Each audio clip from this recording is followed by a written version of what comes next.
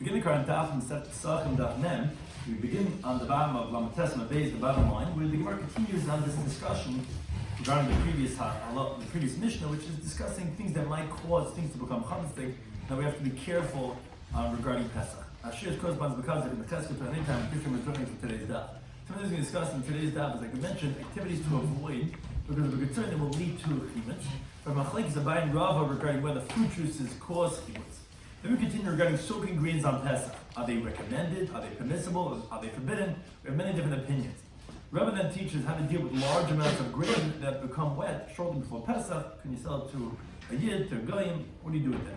So the key terms of the concept we can discuss in today's daf are made payers in machmitzah. Fruit juices do not cause something to become chametzik, to become leavened. Lasisa is the concept of soaking grain. And lech lechamina nazir is char schar. We tell a nazir, go around, the karmel sikr, don't even come close to the vineyard, which essentially means to say we always want to avoid any person coming close to doing any potential issa. So we get the current daf. We're in the middle of a discussion regarding activities to avoid lest it cause chimutz of grain. So I'm Rav Yosef. This is actually from the previous daf. We mentioned mazutra, flour from pre-baked grain. We said you shouldn't put it in the pot of cooked food because if it wasn't fully baked, its flour can become chametz. Now we continue with a similar type of halacha. Amar Rav Yosef says, a person should not scald with boiling hot water to get type of memanav, two kernels of wheat, together with each other. Rather, you should scald each kernel of wheat independently. Why? Because maybe one kernel of wheat will go it's going to go in the crack of the other kernel. And the boiling water is not going to get onto that kernel from all four sides. And it's going to cause it to be able to ferment. When something cooks, it cooks and it doesn't ferment. But if it's not getting, the hot water is not getting to it, it's just going to sit there and it has potential for chimutz, and therefore one should not scald two kernels of wheat together at the same time. Another teaching of Amar Abaye says, a person should not singe, which means like to burn. It's a type of cooking by burning. Two stalks together. Why? Maybe water is going to come out of one stalk, and the other one is going to absorb from the other one. That liquid is going to go ahead and then cause the other one to become a chametz. Where Amalei Rabbi disagrees. He says, no, if that's the case, then even one stalk, nami, also you shouldn't singe it. Maybe it's going to come out water from that stalk, from that wheat. High ratio from one end of the stalk, the other end of the stalk is going to absorb it from itself. So then you shouldn't be able to do even one at a time. So Rabbi disagrees on the whole halacha. He says, no, may payers ninu.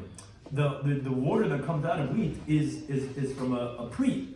It's may payers, it's fruit juices. So even though that's water, but may payers in machmitzim. Fruit juices do not cause something to become chametzik, and there's no problem with one stalk or two stalks, because even if it would come out and absorb, it's still fruit juices. Now, says the Gemara, Abaye retracted from his halacha that he says that you shouldn't singe two stalks together, but not because of Rabbi's reasoning of neiperis and machmitzim, but because the chol agav midlahi, anything that's getting wet from as it's falling, loy machamtzi, does not cause something to be chametzik. Meaning, if it sits in juice, in water, then it could cause chametz. But even if, let's say, when you're burning one stalk and then the liquid is oozing out of one onto the other, that, as it's flowing, is not going to cause to become chametzik, and then it's not a problem. I think Gemara proves this halacha.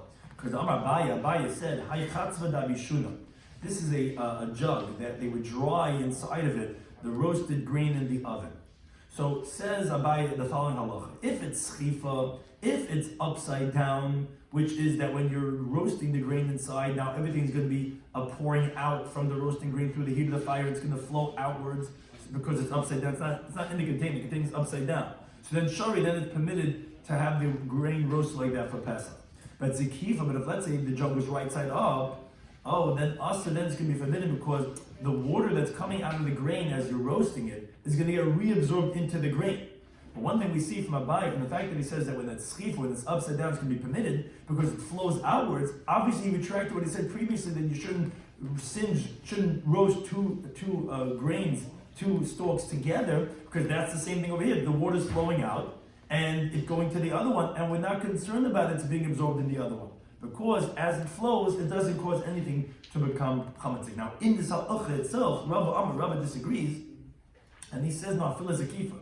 Even if the jug is right side up, nami shari, it also would be permitted. It's sitting in the juice that's coming out of the wheat, doesn't make a difference. May Paris Ninu. It's the fruit juices of the wheat itself, May Paris in Machmitzin, and the fruit juices don't cause something to become chametzik. So again, you see the Machlek is Abai and Rabbi if May Paris are Machmitzin or not. But one thing is that we see that Abai originally said that you shouldn't singe one with the other because it's going to absorb the liquid from the other one. He says, no. Rabbi says not a problem because it's May Paris. Abai says, no, because as it's flowing, it's not going to cause a problem. Now, clear on the theme related to halacha of Mishnah, Tanabar Lutna Brisa. Aim laces in Sa'im Pesach. We don't soak the barley on Pesach because obviously if you keep it in liquid, it might become chametzik. Now, says the Brisa, the in-losses, let's say you did soak it. So it depends.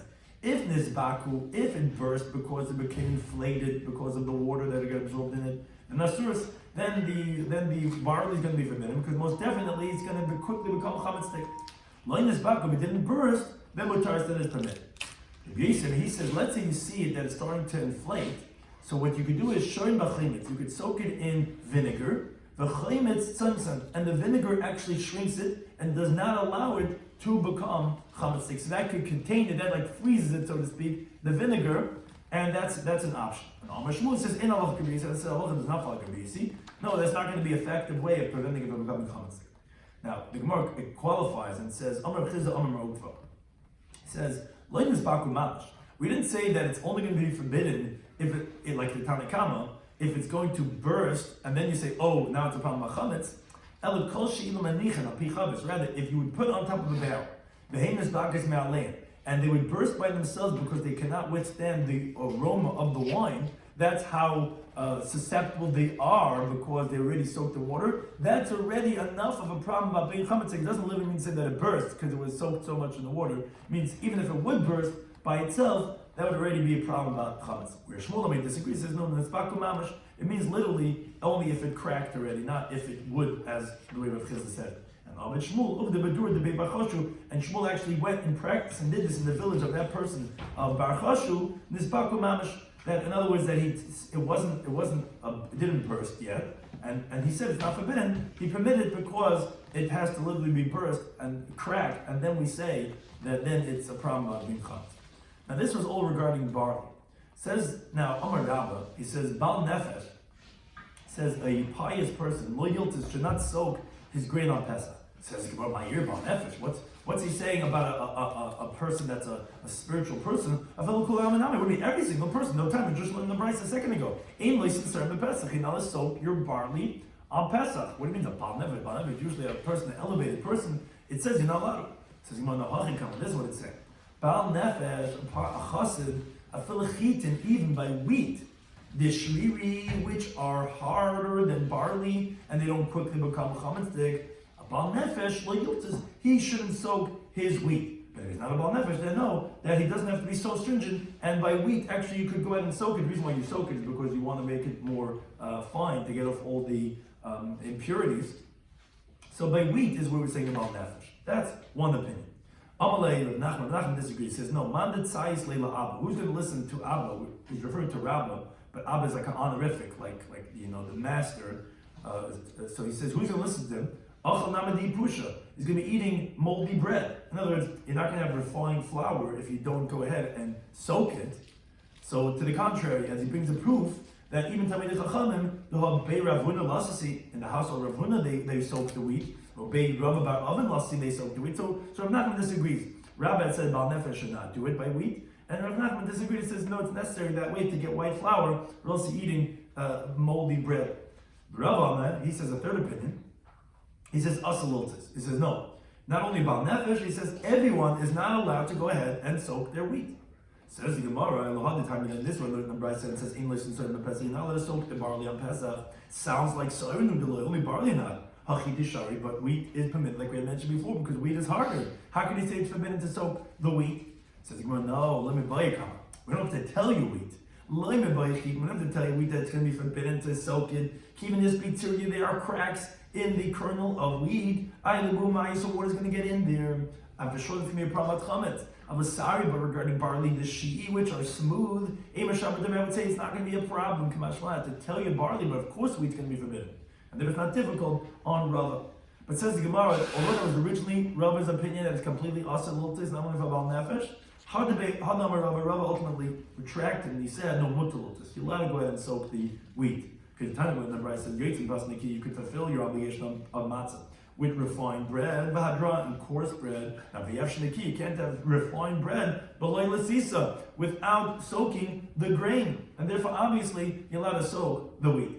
However, each day Rav Papa asked on Rav in the following Brisa that he's going to disprove this premise that you could only have refined bread through soaking, because the Brisa says hakamachin v'asalasa shel nachar, regarding the flour and the refined flour of non-Jews. So it depends. Shel kfarim, if these are the non-Jews of villages, that flour is going to be tahar. V'shel karachim, it's of the cities, maybe it's going to be tamei. Says the Gemara, the kfar my time. What's the reason why the flour in the villages is tahar? Lav mishum deloy lasasi, isn't it because they're not particular regarding their refined flour to make it so refined, and they don't soak the wheat. So it comes out, it never came in contact with a liquid, with water, so it's never hukshul l'kabel tumah. V'kokari le'soilis, and what are you calling it? What's the two cases? Kemach v'soilis. Soilis is refined flour. Obviously you can make it nikia pas noki without lasisa, without soaking. So that refutes the premise of Rava, why he says that you're allowed to go ahead and do lasisa, because we see that you have pas noki of matzah on Pesach. So the Gemara to translate that this halacha was said of akimcha, of going on the flour. I mean, this that we said that by the kfarim it's going to be tahar was only going on the kamach, because you're right, on the soilus it's impossible to be without lasisa, and then it wouldn't be tahar even by the kfarim. And Taisa says that you would have to say that the other one would be on the other case, what's called tzad miketani. Now, but so that was his question was answered. But it says Basa the Nafik, after Rabbi left the Beis HaMedrash, so Amar Papa said, he was upset on himself. He said, why didn't I remember in the middle of the risk of the dice? I could have hacked him up, I could have told him, and I would have had a good time on him. My time, why didn't I tell him? See, we're not the only ones who afterwards say, I could have said this. Why didn't I tell him that he said the following halacha? The wheat of the menachis, or the flour offerings in the Beis HaMikdash, ain't lysonaisam. You do not soak them in water. Yet, what are they called? They're called silas. So you see clearly that it could be considered pasnaki even without soaking them, and therefore Rava does not have any raya, any proof for his premise. But anyway, says the Gemara, Rava actually went even a step further. Although he started off saying it's completely austere, then he later said it's permitted to use it, he ultimately said mitzvah lotais. And it's actually a mitzvah, a commandment to go ahead and soak it in water. Why? Because he brings a rally like this. Says a pasuk in Shemais, you have to safeguard the matzahs. Now, if you don't need to soak the grain, and then you would have to protect it that it shouldn't become chametzik, shimur l'mai. Then what am I safeguarding for? What do you mean safeguarding? Safeguarding for what? A grain doesn't just become chametzik. If you tell me that because I have to soak it, so be careful. But if I'm not soaking, what am I being careful? As the Gemara explains. If you tell me I should be careful when I'm kneading the dough, when I finally put in the water, safeguarding it when I'm kneading is not considered safeguarding it. If I had not done safeguarding beforehand, why not? Because the Amar, when he says like this, the following halacha will prove to you that that's not considered shima. Why? He said, the doughs of the non-Jews, which you recognize that it didn't become chametzik. How do you know? Because you see, as we'll see this later on, the Memches Beis, it doesn't have what's called karni chagav. It doesn't have any cracks in it. It's not hichsiv upon it. It's not pale on the surface. Which those are simonim of like, okay, when it's starting to crack, it's starting to become a little bit chametzik. No, you can tell that it's not chametzik. Okay, says Rav Huna, Adam Amalik Kreisman. So on Pesach, you could fill up your stomach with it. You could eat as much of these matzahs as you want to. As long as by the Seder night, that when it comes at the end of the Seder, you eat a kadais of different matzah at the end, because you cannot fulfill your mitzvah of matzah with this dough of the non-Jews, because it wasn't protected l'shem mitzvah's matzah. That even though we see that it's not chametzik, but for the matzah shel mitzvah, you need it to be shomer lishma for the sake of being the matzah shel mitzvah. Says the Gemara, sounds like bachrena in. Yes, at the end of the Seder night, the mitzvah to eat the kazayis matzah is with the Korban Pesach. That's an obligation of eating the matzah, like it says in the pasuk, which says amatzah and rem yachlu. You have to eat the Korban Pesach with matzah and bar. That's when you're supposed to eat the kazayis matzah. And Pesach is eaten at the end of the meal when you satiate, as the mission teaches later on. The last thing you're supposed to eat by the Seder night is the Korban Pesach, and that's when we're saying b'achreina in That's when the matzah, you have to eat some other matzah that was shama l'shem matzah mitzvah. In other words, but the first eating that you did the whole Seder night, which you ate from the dough of the non-Jew, that you didn't fulfill your obligation for the matzah of kazayis that you have on the Seder night. Says Gemara, my time. What's the reason? What was wrong with the dough of the non-Jews? Obviously, Mishum Delay Ovid Behu Shimur, because you didn't protect it. L'shma, l'shem matzah. What do you mean? Why not? When I bought the dough from the non-Jew, I see it's not chametz, so that's not a problem. Okay, so what's the problem? It wasn't shama l'shem matzah. What do you mean? Do it when you're coming to fix it for baking. When you're braiding it, when you're smearing it, and you're putting it to the oven. Then be careful. Shamrit. This is l'shem matzah mitzvah. Be shamrit then. And Allah, no, obviously you can infer from that no. Shimur, this that you need to protect something from becoming chametz l'shem matzah shal mitzvah mi'ikar be'inan has to be before it became dough. It has to be from beforehand. Which says the Gemara, wait a second, how do you see this? Dilma, maybe the truth is when you're safeguarding it as you're kneading, it would be considered as a shmira to be filled ushmartem es hamatzos. Then you don't have to be shamrit from beforehand.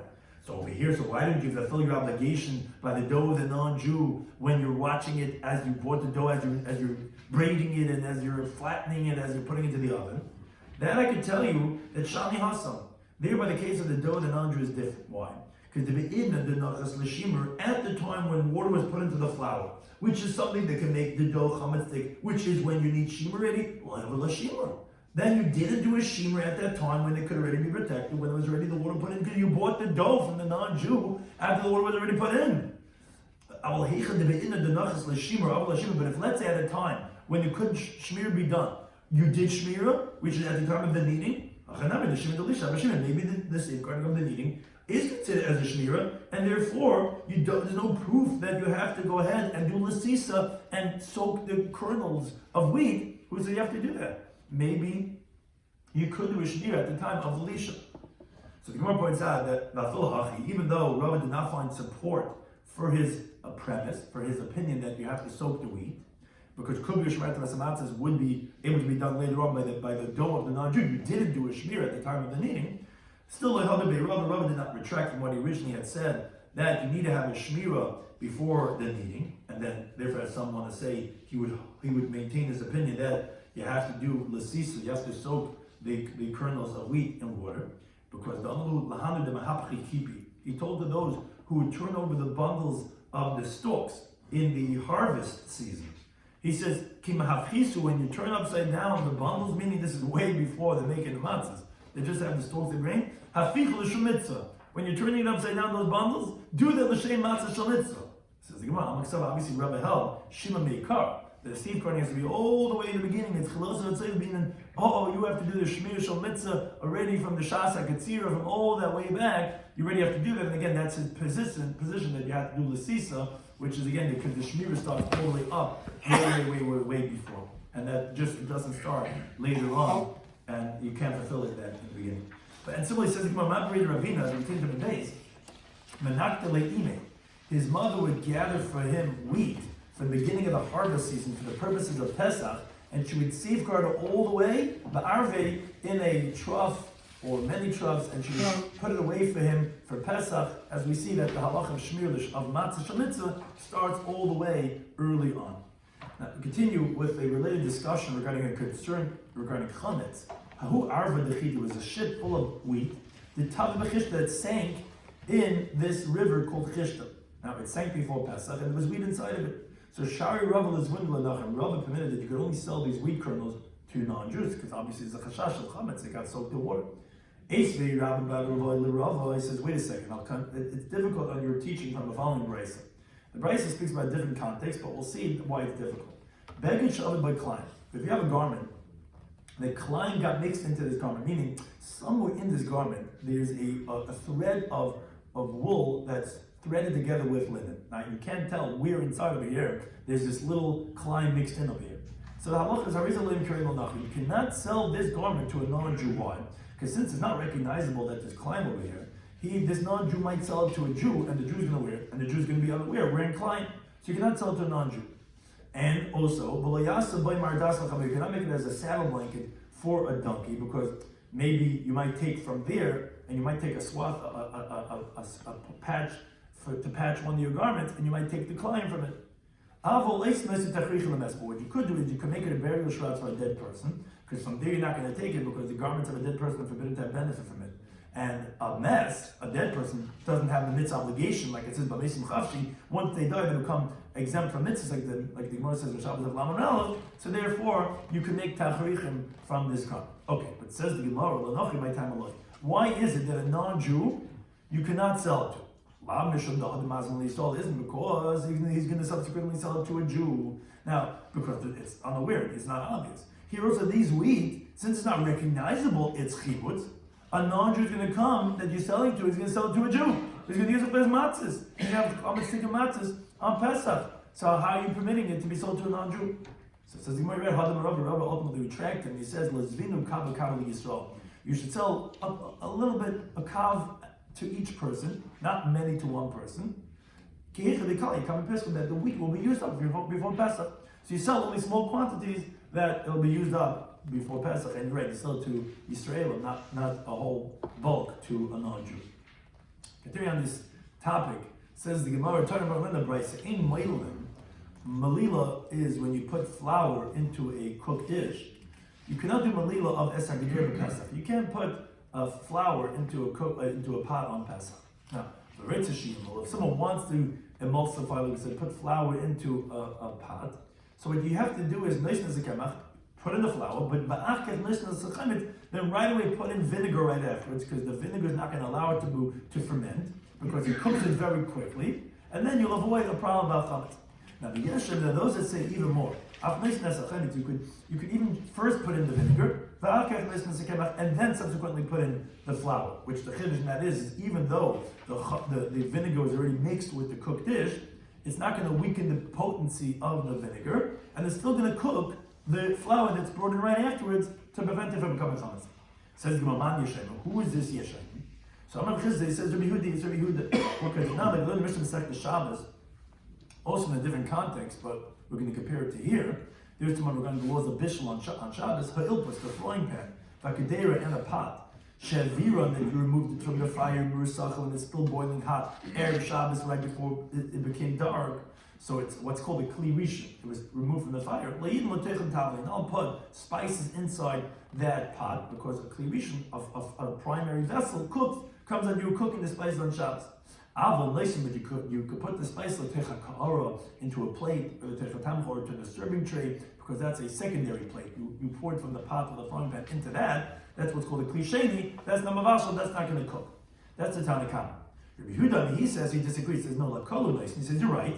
I agree that for all types of foods, you could put spices in a klisheni, but there's an exception.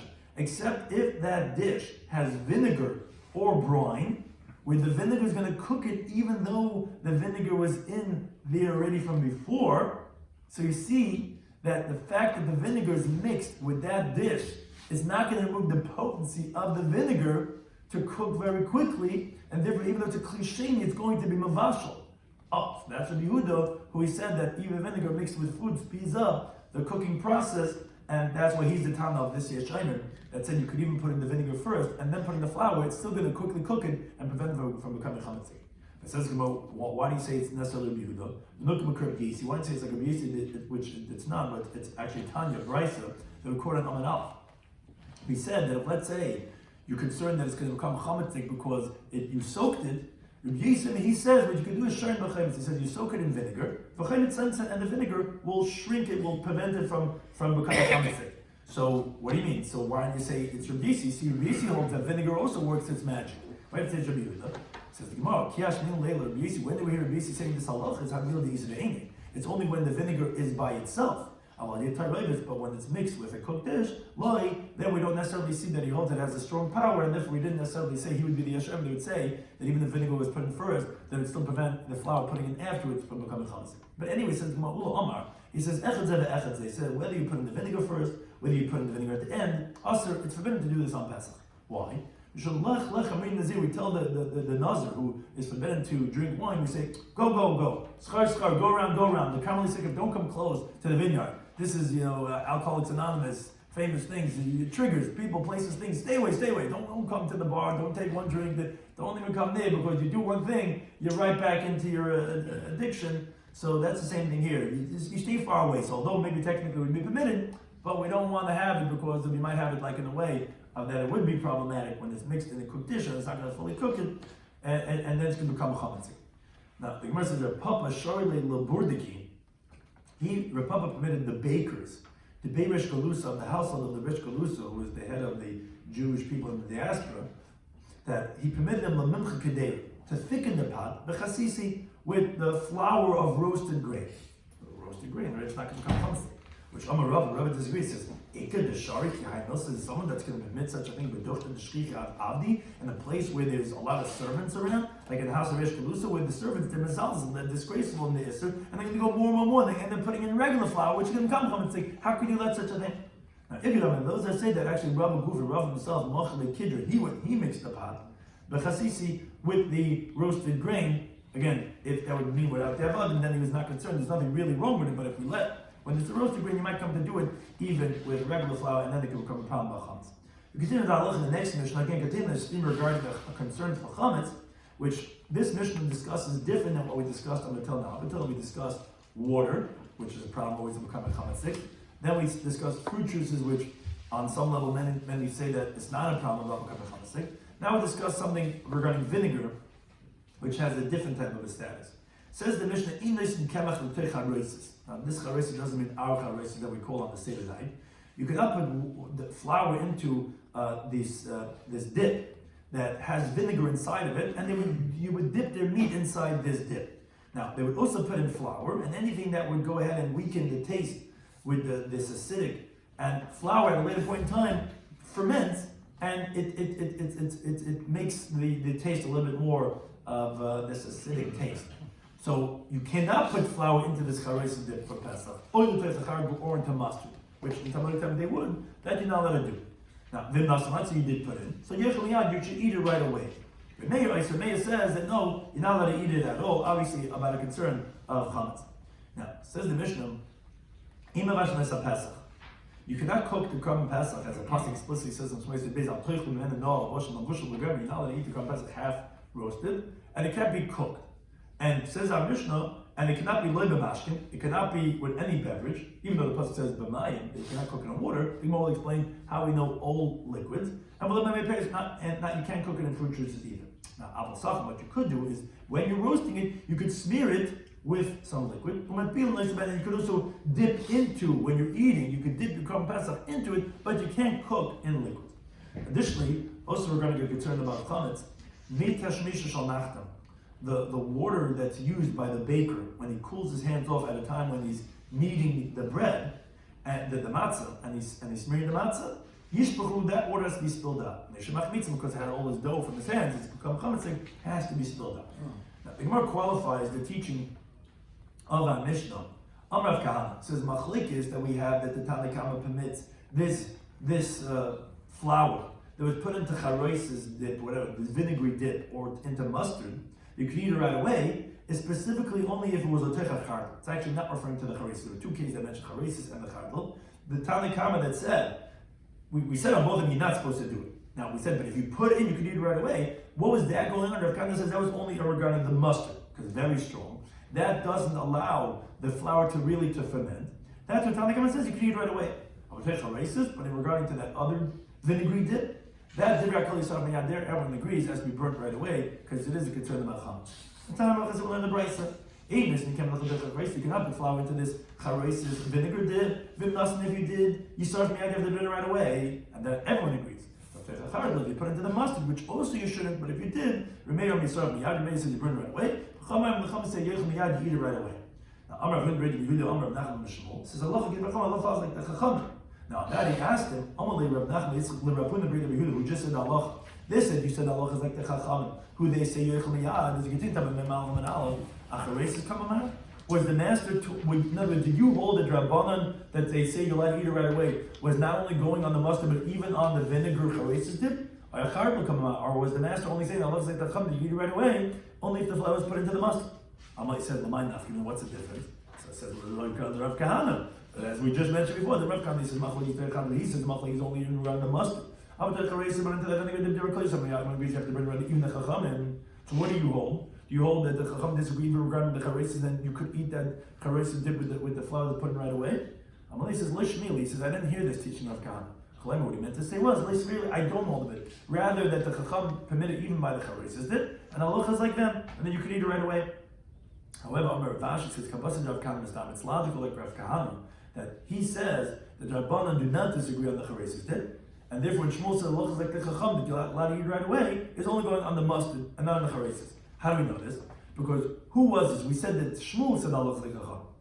But with the Amar Shmuel himself says, in Allah Rabbi Yisrael, as we mentioned previously, that Rabbi Yisrael said that the vinegar shrinks it, does not let it become chametz. And Shmuel said, halach is not Rabbi Yisrael. If something like when you had soaked the wheat and it's starting to burst, that he says that, okay, if it bursts, you're not allowed to. Rabbi Yisrael says, no, put it in vinegar, this can work. Shmuel said, halach is not Rabbi Yisrael. My lab, isn't that telling us that Semusi who delayed some is that from the fact that the wheat that started to inflate, that it's not going to shrivel it, obviously that you consider it, that vinegar is just like other liquids. So then it means to say that if you initially put something, a flour inside vinegar, that is like other liquids, which is like Rav Kahana, that it is going to become chametz. Obviously, because Shmuel is like Rav Kahana, that Shmuel, when he said love is like Chacham, is only going on mustard, not a charesis, because vinegar, you see that Shmuel holds, it's just like all other liquids. It's not going to make it stop from becoming chametz, it's just like all other ones. Gemara says, no, maybe all he's saying that Shmuel is saying halachos like Rabbi Yisrael is that it's not going to prevent that which already started to ferment. It's not going to stop it in its tracks. But not necessarily is it going to ferment that which is put inside of it, because it's either not like water or it is like water, depends on the gears you have in Rashi. But the point is there's no raya for Rav Kahana. Maybe that really holds a Gravuna, that even by charesis it's going to be permitted right away, because it's not going to ferment. It's just not going to be as strong as Rabbi Yisrael said that it's going to stop it dead in its tracks. But maybe it's not going to ferment it, and maybe you would hold that you could be yoichel miyad, maybe you could eat it right away, and there wouldn't be any raya that the halacha is like Rav Kahana. So when we discuss in today's daf, in Pesachim Daf Mem, we said that a person, we continued on the theme of the previous daf regarding concerns about flour and wheat regarding becoming chametz. We said a person should not scald 2 stalks of wheat together at the same time. Why? Because maybe the water's not going to get there, and because you have one kernel in the crack of another one, and then it could ferment in that time period. If the scalding water gets it, it like shrinks it, it stops it in its tracks.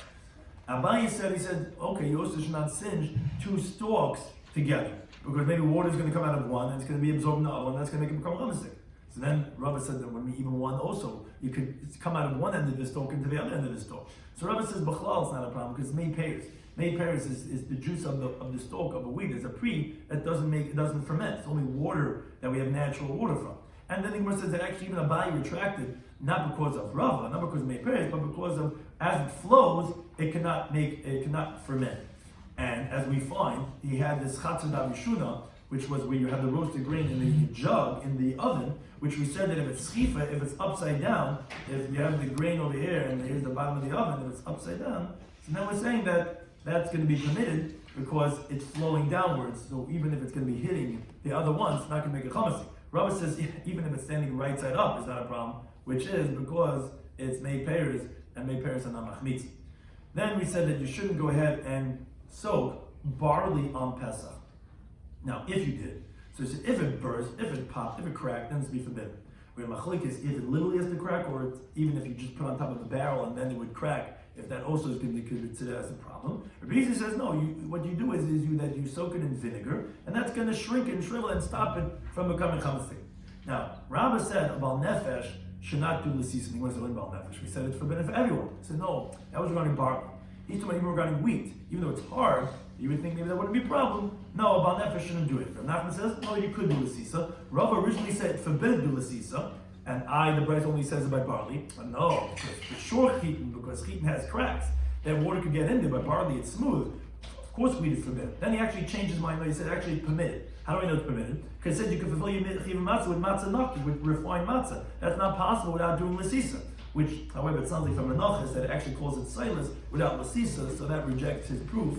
But anyways, Rava ultimately retracted. He says no, not only is it not us, not only is it mutter, it's actually a mitzvah. How do you know it's a mitzvah? It says the shmartem es hamatzos. Obviously, that you're doing lasisa. Why? Because the shimur bleach is not considered a shimur. How do I know that? Because you take the dough of the non-Jews, you say you cannot fulfill your mitzvah, matzah shal mitzvah with the dough. Why not? You could protect it when you're making it ready for the oven. Obviously, that's not good enough. It's got to be from before it became, when it was still dagan. It's got to be then that you did the shmira. Obviously, because you're soaking in water, or else what are you protecting it from? It only starts a problem when water comes in contact. When you tell me when there's a dough, it's already too late.